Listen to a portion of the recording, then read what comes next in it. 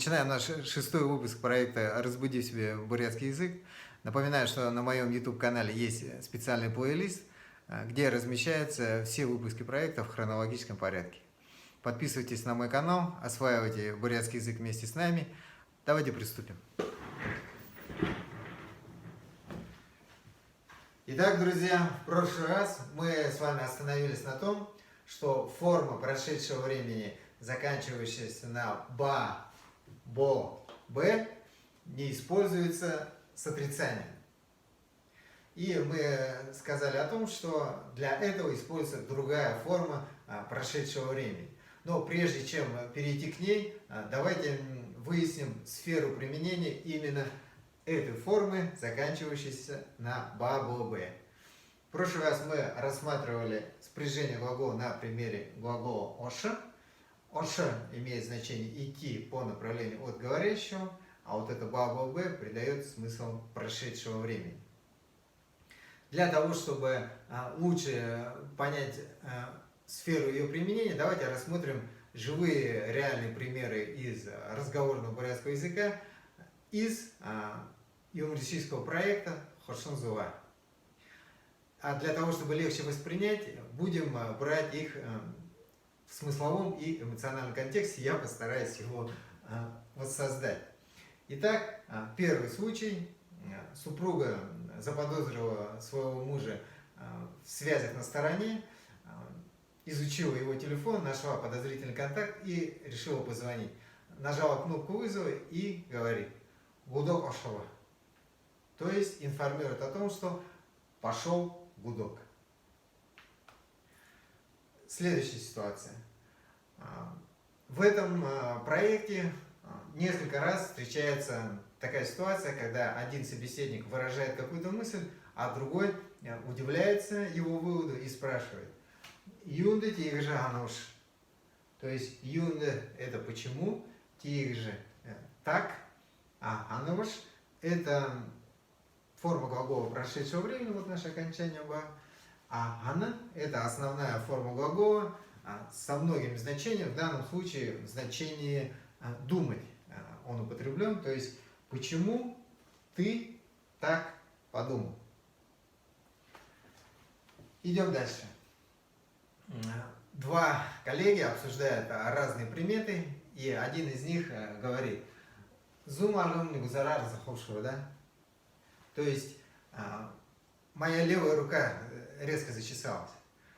Давайте перейдем дословно. Зум – это левый, альгам – это ладонь, альгамни – моя ладонь. Бузыр, ну, я думаю, что все знают значение этого слова. Грязь, нечистоты, но оно используется и в переносном смысле ужасно, то есть очень. В данном случае как раз в этом смысле это слово использовано.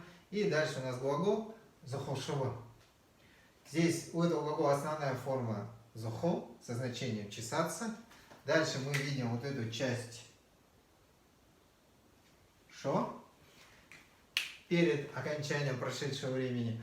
Эта часть придает действию «чесаться» больше интенсивности. Как она произошла, если это интересно, пишите в комментариях, я дам ссылку на короткое видео об этом. Итак, захолшуба, то есть резко зачесалась. А «да» – это очень распространенная частица, которая в данном случае имеет смысл восклицания. То есть все вместе, что-то левая ладонь сильно зачесалась. Можно так перевести по смыслу. Теперь, друзья, давайте рассмотрим, что объединяет все вот эти три случая, которые я оформил синим цветом. Их все объединяет то, что в них речь идет о том действии, которое произошло только что. Только что вот гудок пошел, женщина об этом говорит, ты только что подумал, да, и ладонь только что зачесалась. Поэтому эту форму иногда называют формой ближайшего прошедшего времени.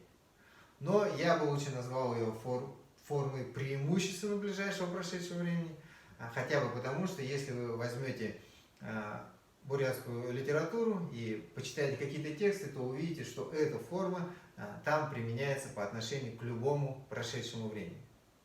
Но нас в данный момент больше интересует именно разговорный бурятский язык, Поэтому давайте рассмотрим еще один случай с применением этой формы из того же лингвистического проекта.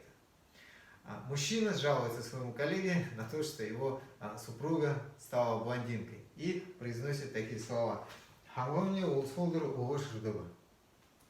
То есть хамгом это жена, хамгомни моя жена, улсфолдер это вчера, уго это слово угом, то есть волосы в форме винительного падежа, уго свои волосы, шерды это основная форма глагола со значением красить. Итак, моя жена вчера покрасила свои волосы. Мы видим здесь, что слово «усхулдер» однозначно говорит о том, что в данном случае речь не идет о недавно прошедшем времени. Все-таки со вчерашнего дня прошло достаточное количество времени. Тогда давайте задумаемся над тем, что объединяет все-таки эти 4 случая. В ближайшее время их не объединяет. Их объединяет то, что все вот эти действия, они отвечают на вопрос, что сделал. Гудок что сделал? Пошел. Ты что сделал? Подумал. Ладонь что сделала? Зачесалась. Значит, супруга что сделала? Покрасила. Из школьного курса русского языка мы с вами помним, что глаголы делятся на глаголы совершенного вида и несовершенного вида. Глаголы совершенного вида отвечают как раз на вопрос «что сделал?». То есть мы с вами делаем вывод о том, что все эти случаи объединяют то, что это глаголы совершенного вида. Итак, друзья, мы с вами можем сделать вывод по итогам рассмотрения живых разговорных фраз о том, что вот эта форма на ба-бо-бе, она употребляется для придания глаголу формы совершенного вида. То есть это преимущественно форма недавнего прошедшего времени, а в целом это форма совершенного вида. Осваивайте бурятский язык, подписывайтесь на мой канал. В следующий раз мы рассмотрим более употребительную форму прошедшего времени глагола. Дахин музатра барьте.